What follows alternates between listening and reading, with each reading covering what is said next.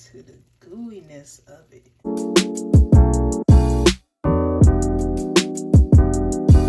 Hey y'all, welcome back to another 30 to 30 birthday challenge vlog. Today is Monday, January 4th, and I am about to get into challenge number 14. That's right, I'm at 14 already, almost halfway through this thing. I actually realized earlier today that I may have actually started this challenge approximately 1 to 3, 2 through 2. Is that 2 and 3 combined? I might have started this challenge a couple of days early, but that's neither here nor there. It's all right. So yeah, today we're gonna get into challenge number 14, which is to cook a new dish. So what is that dish gonna be? Well, that dish is gonna be lasagna. I'm getting a little ambitious, but it's gonna be lasagna made easy. So let's get into this and I'll show you guys how I'm gonna kind of cheat making lasagna. All right, let's go. Okay, y'all, so here are my needed ingredients. So of course, got the base, the cheese, the sauce, the lasagna noodles, and my different seasonings. All right, y'all, so I'm just gonna start out by cutting my onion up. And the recipe calls for 1 full small onion or half of a large one. So this was an onion I had already had cut. So I'm gonna just use what's left. Y'all know me, I'm easy McGee. I try to make stuff as easy as I can. So yeah, I'm gonna just chop the rest of these onions up and just use what was left. It was a pretty decent sized chunk left.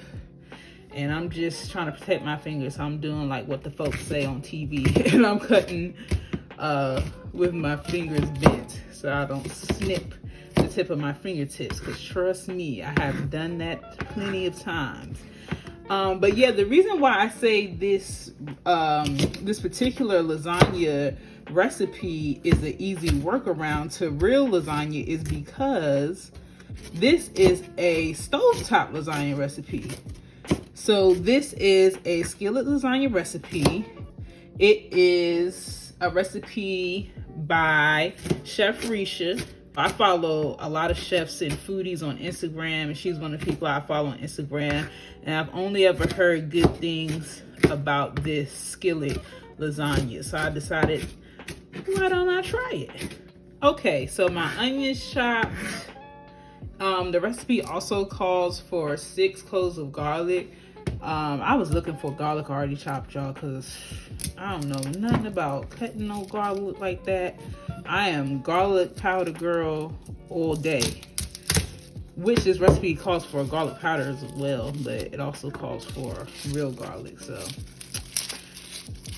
that is what I'm going to chop up next. Please do not judge my food prep skills. I know they are lackluster. I'm just trying to get to these 6 cloves and do the best that I can, okay?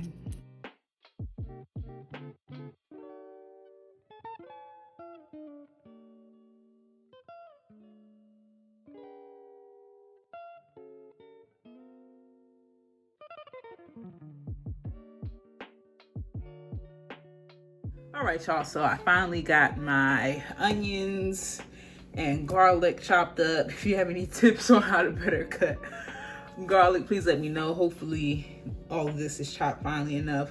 So now what I'm about to actually do is I'm about to put my olive oil in the skillet. So let me just grab some olive oil.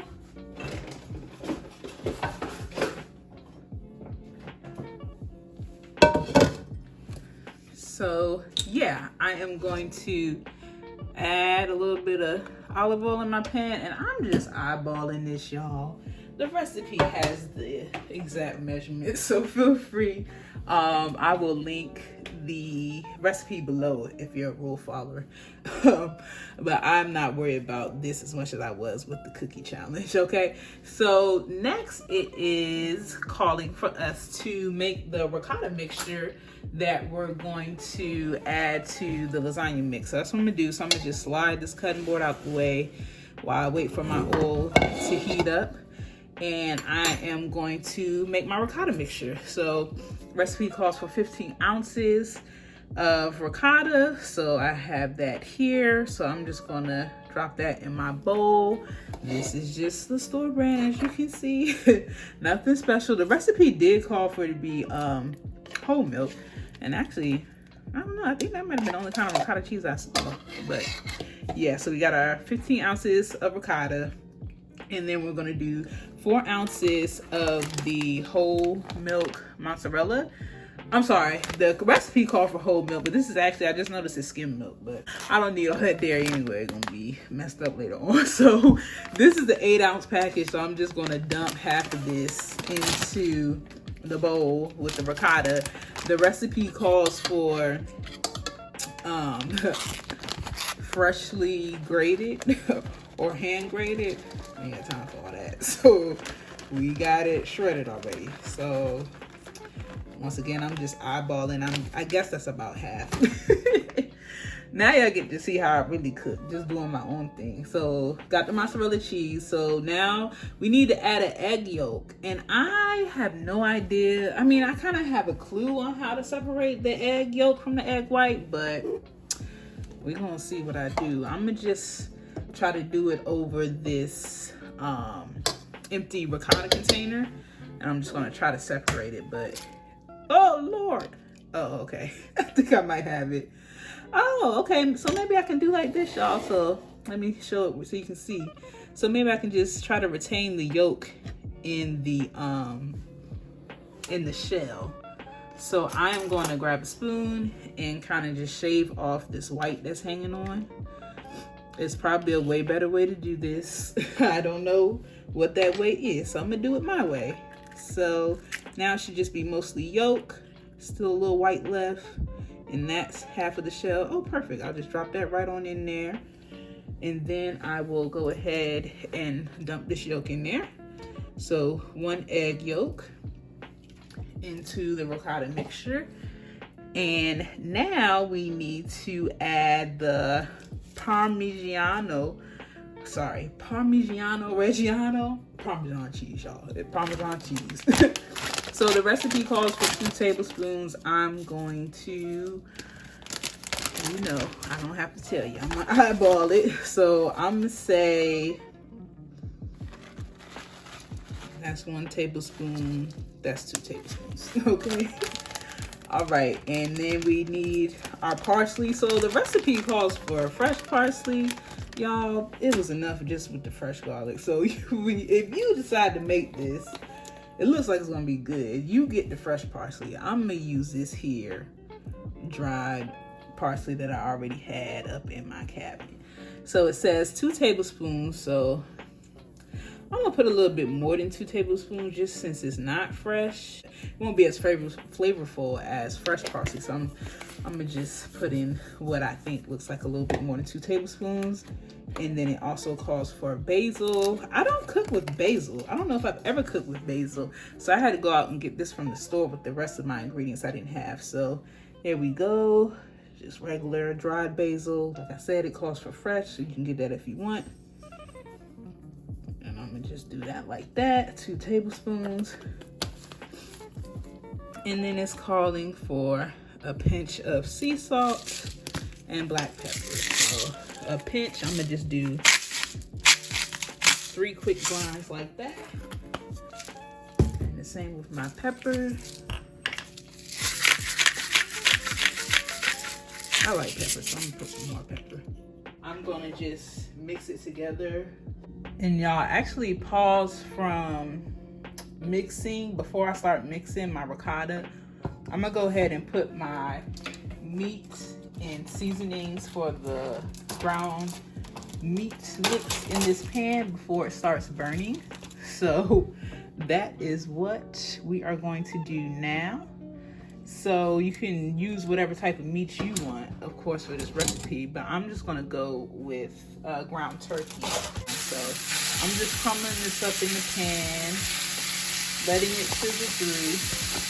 And I should mention that the recipe suggested a 12-inch pan for this particular recipe. Alright, y'all, so now that the pan has stopped acting like it's gonna burn, I'm gonna turn my meat back up to more of a medium high than a low medium. And start to turn my ground turkey over in the pan. Meanwhile, I'm gonna add in some seasonings here.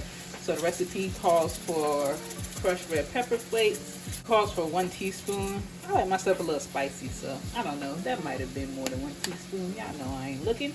I'll also add in some salt here, and I'm gonna add in a little pepper. All right, y'all, so we are back over here with the ricotta. So I'm just gonna mix everything we put in our bowl up here. Try to get everything evenly distributed. I feel like so many people like Italian food, but to be honest, I'm not crazy about it. It always seems like the pasta could be better seasoned, and maybe it's just because I haven't had like good authentic Italian food, but I can say I've always loved lasagna. Like, lasagna has seemed to always be reliable no matter where it comes from or who makes it. It seems to always be well seasoned and taste good.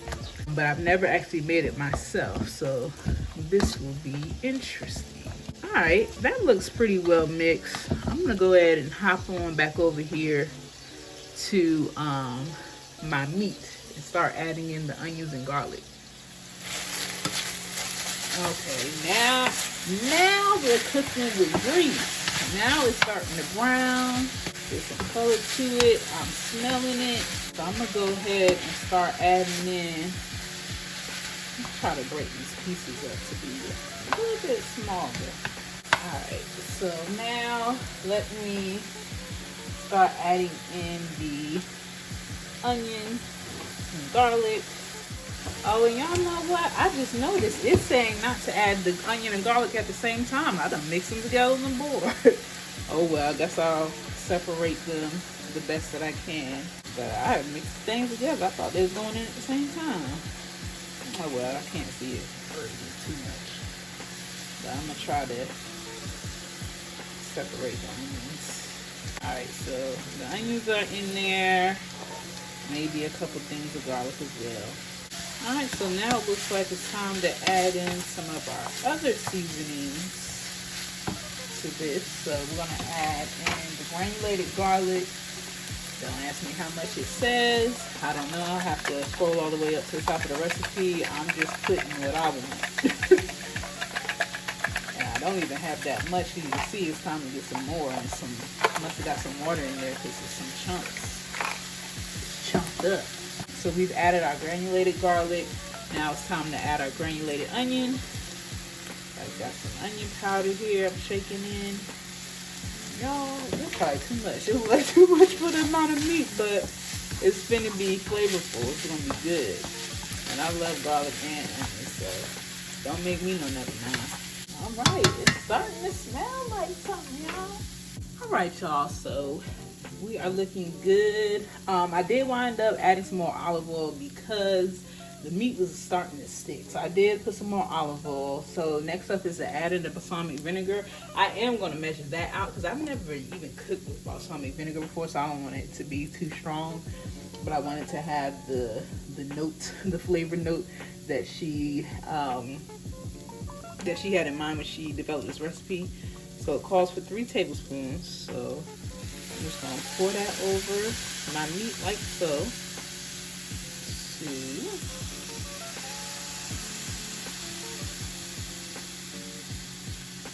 Okay, and 3. And then it says to let that cook down for about 2 minutes. And then after 2 minutes, we can go ahead and stir in our garlic. So yeah, as y'all can see, the meat was starting to stick a little bit. All right, y'all, I'm gonna go ahead and add in this garlic. Our balsamic has been cooking, so I'm gonna go ahead and add in my garlic. Now we are going to pour the marinara sauce over the mixture. This is one part of the recipe that I actually followed to a T.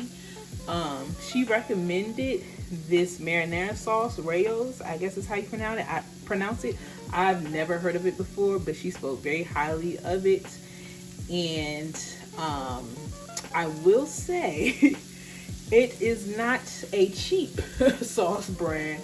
Any other time I probably would have just bought the store brand or ragu. But it was about $8 for this jar. The recipe calls for 24 ounces, so the whole jar. But this was $8 at Food Line. So just wanted to let you know that. I'm sure it would come out just as fine with any other type of marinara sauce. But I did want to give it a try since she spoke so highly of it. I'm going to go ahead and pour this over my meat sauce here.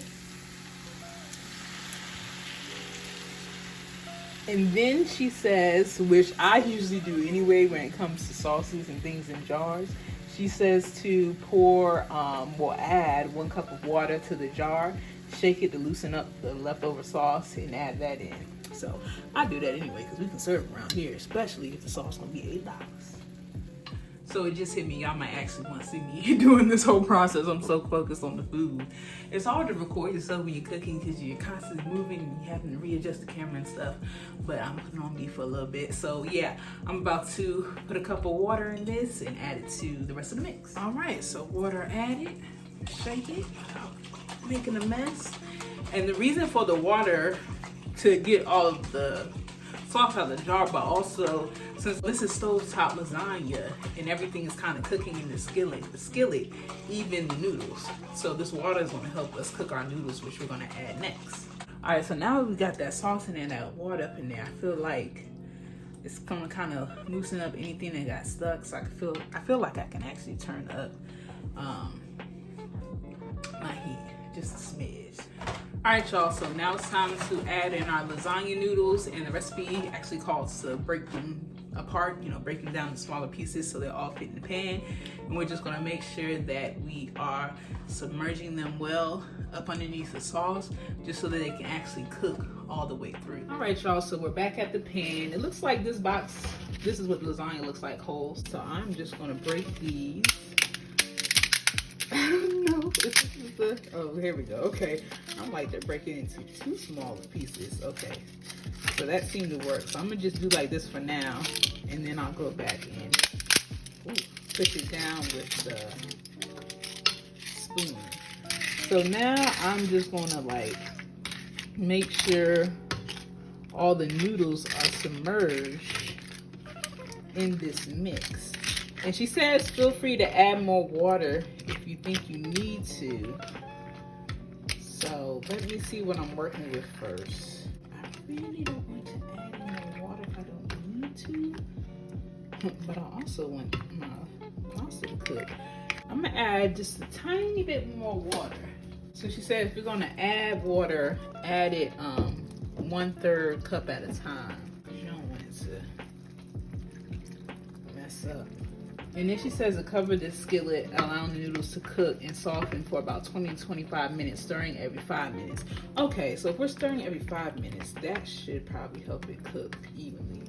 And I actually don't have a lid that's big enough to fit this pan. So I'm gonna cover mine with aluminum foil and put one of my smaller lids on top of it. Okay, well apparently this is all the aluminum foil I have left.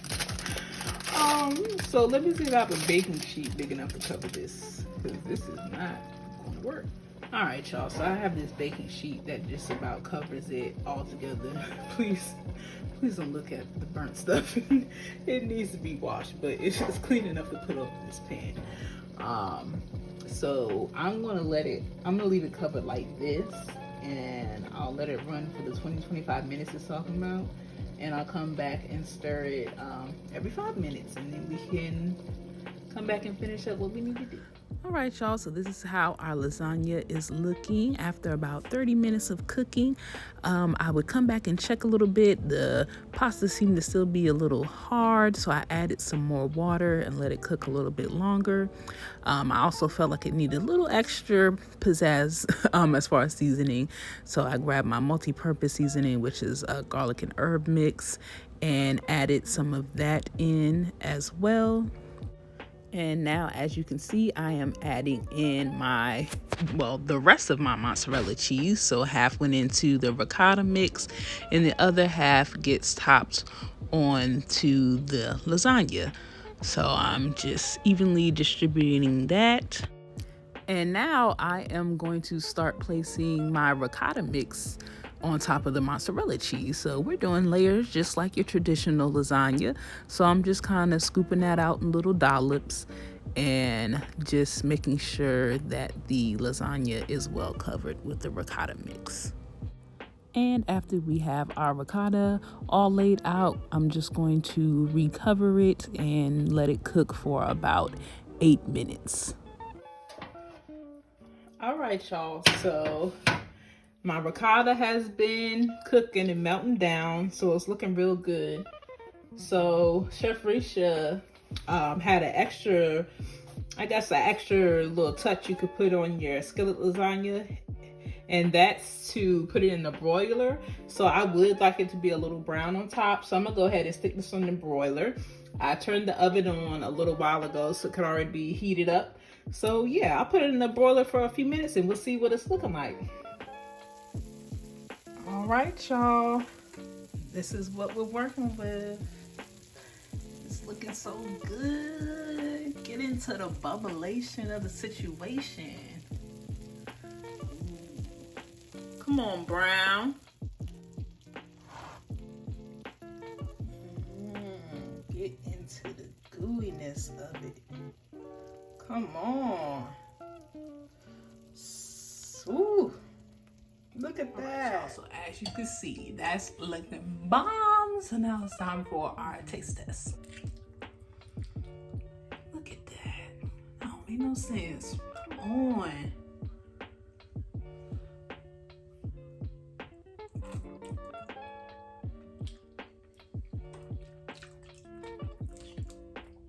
That's good.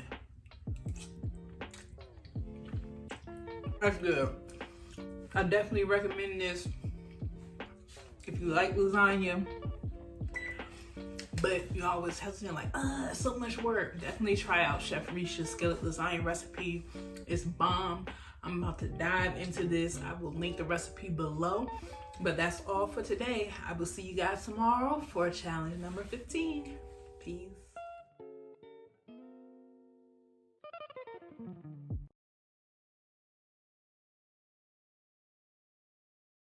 About to get into challenge number 14. That's right. Today is it this way? Which way we all see it? Challenge number 14. I don't know which way it's gonna look. They're gonna see it that it's facing me, but it's a selfie.